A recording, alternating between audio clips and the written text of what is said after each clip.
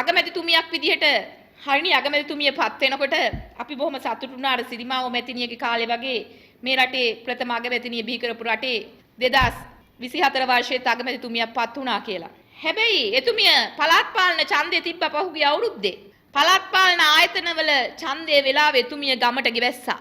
ගමට ගිහිල්ලා පළාත් පාලන ආයතන නියෝජිත වෙනුවෙන් තමන්ගේ ආණ්ඩුව පත් වුණොත් තමන්ගේ නගර සභාව තමන්ගේ ප්‍රාදේශීය සභාව පත් වුණොත් අපි මේවයි කරන්න කියලා ඔලොක්කුවට වගේ කියන පොඩි කතාවක් තියෙනවා.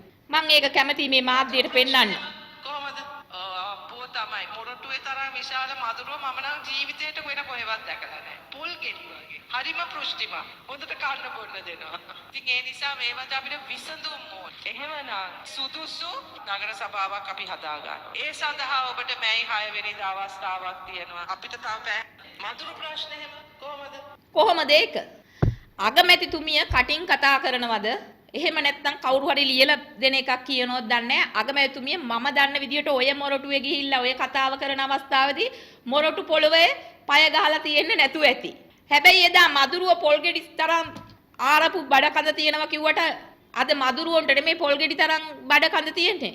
ආණ්ඩුවේ සුදු කෝට් අඳින සුදු කරපටි දාන ඇමතුරුන්ගේ නම් බොහොම අර ඒ දවස්වල බොහොම කෙසඟ වෙලා අනිත් මිනිසුන්ට ඊර්ෂ්‍යාව කළා අනිත් මිනිසුගේ දේපල වස්තුවට ඊර්ෂ්‍යා කරපු ඇමතිවරු අද බොහොම ලස්සනට හැම රන්වන් පාට වෙලා කොණ්ඩේ ලස්සනට පීරලා ලස්සන ඇඳුම් ඇඳලා ඉන්නවා. අපි සතුටුයි. මොකද ශ්‍රී ලාංකික පුරවැසියෝ විදිහට අපේ පාර්ලිමේන්තු සභාගර්භයේ ඉන්න මැති ඇමතිවරු එහෙම ඉන්නවා. රටේ ආර්ථිකයට, රටේ අධ්‍යාපනයේ, රටේ සෞඛ්‍යයට වැඩපිළිවෙල ක්‍රියාත්මක කරගන්න බැරුව බන්ධනාගාරයට කොමසාරිස් කෙනෙක් පත් කරගන්න බැරුව ඉන්නකොට අනේ අර ගොවියගේ එහෙම නැත්තම් දරිද්‍රතාවයේ පල්ලෙහා එදිනෙදා රැකියාවක් කරන මහත්වරුන්ගේ ගොවි මහත්වරයාගේ ඉඳලා වඩු කාර්මිකයාගේ ඉඳලා ත්‍රිවිල් රත රියදුරාගේ ඉඳලා ගත්තොත් ඔවුන්ට බුලත් පිට කියන්නේ ඔවුන්ගේ දවසේ ශක්තිය ජවය දෙන එක. ඒකේ සෞඛ්‍ය පැත්ත ගැන අපි පිළිගන්නවා. නැත්තම් දැන් ඩෝබිවරු කලබල වෙලා කියයි යාන් අර ගෑණි එහෙමනේ අපිට ආමන්ත්‍රණය කරන්නේ.